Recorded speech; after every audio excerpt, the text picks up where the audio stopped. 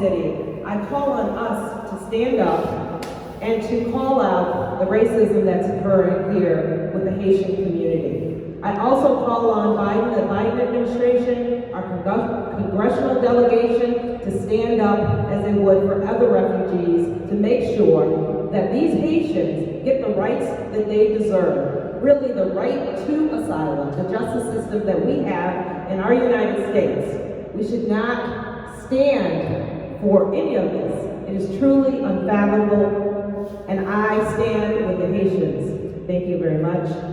And with that, I'd like to bring up Ms. Cindy Newman, who's the Executive Director of the Daughters of Haiti.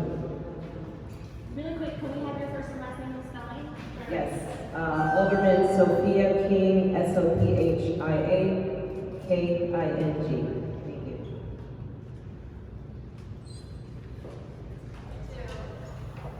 Good morning. Thank you, Alderman, City Council, and Black Caucus. As mentioned, my name is Cindy Newman, and I am a first-generation Haitian American. I'm also the executive director of Daughters of Haiti, and that is a 501c3 nonprofit here to preserve and sustain and continue the education of Haitian culture in the community through fellowship, through scholarship, through public service and education. And I'm here on behalf of Daughters of Haiti and also on behalf of the Coalition of Haitian American Organizations in the Chicagoland area, which is a group of 20+ organizations here in Chicago alone. I'm here to talk to you about the anger that our organizations have expressed and just the utter astoundment at the mistreatment of black-skinned migrants seeking asylum here in the United States. Over the last several weeks, we've watched America welcome over 100,000 Afghans into the U.S., providing food, clothing, shelter, and especially asylum. 100,000 Afghans. And here we are at the border, perhaps 14, 16, maybe 20,000, coming from parts of Central America at that, and we're denied entry. What is the difference? The color of their skin? These people are persecuted in their country too, and they're seeking asylum as well.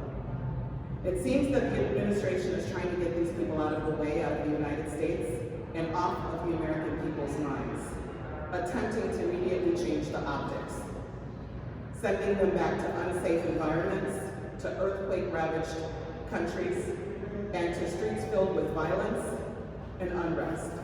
These migrants haven't been in Haiti in years, and the United States feels that they don't belong here and are sending them back to that country. We are not going for this. Here's where we are. Here in America, it is the law for political asylum seekers to have a fair hearing. It is also an international human right. Why are we turning them away? There's only one answer, and we all know what that is. We are here to say that this is unacceptable, and as it is unacceptable, we fully expect the United States government, President Biden, Homeland Security Secretary Alejandro Mayorkas, and our congressional elected officials to do the following. Issue an immediate executive order to stop the deportations and expulsion of the Haitian migrants from Texas and other borders of the United States. Grant the Haitian migrants pro bono support to apply for political asylum. Provide humanitarian support for the Haitian migrants as they await processing in the form of food, clothing, shelter, and health care, just like we did for others. Provide COVID-19 vaccination to all qualified migrants. And to grant temporary protective status to the Haitian migrants so they can work, pay taxes, and become self-supportive. We will accept nothing less. We will answer at the polls. We believe that our community here in the Chicagoland area is made up of 30 to 35,000 Haitian Americans. There are over 1.8 million Haitian American citizens nationwide. Collectively, we have a voice, and collectively, we do intend to impact change. We stand united under our coalition, and we thank the Black Caucus for your time today.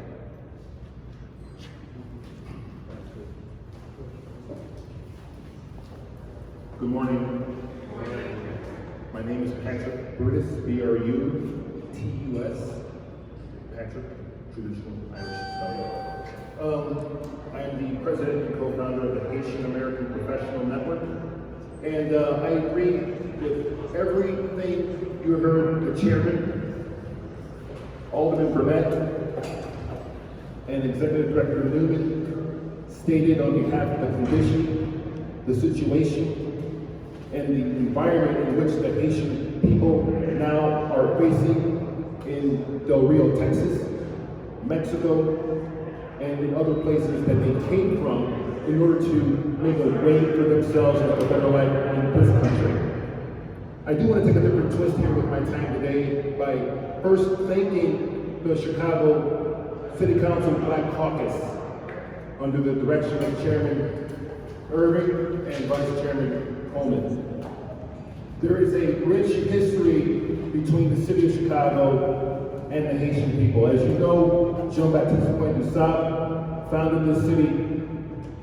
We have many landmarks in the city, and many of these aldermen here today took very tough votes to name the bridge at Michigan Avenue, renaming it DeSable Bridge, renaming Lakeshore Drive DeSable Shore Drive.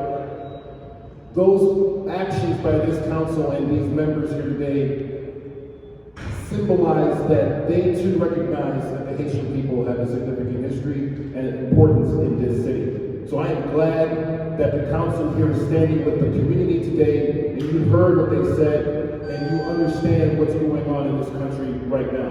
So I thank you. I thank you. But what can we do to make a difference? We have been asked that by many Chicagoans, and so what you can do are three things. Donate.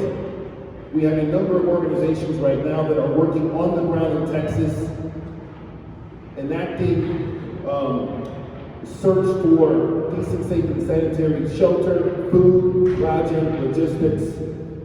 We are supporting them with our resources.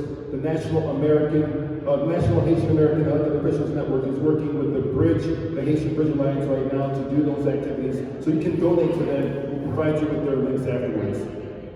You can advocate. Call your congressman. Call the White House. You heard Alderman King say that the administration should not be taking these policy decisions with respect to the Haitian immigrants. So advocate for change in policy at this time. Lastly, we need you to educate. Share what's going on with your fellow citizens. A lot of people do not understand what's going on that are on the news. There's misperceptions all around, misunderstandings of who's who and what's what. We're asking you to educate, share the story. So donate, advocate, educate.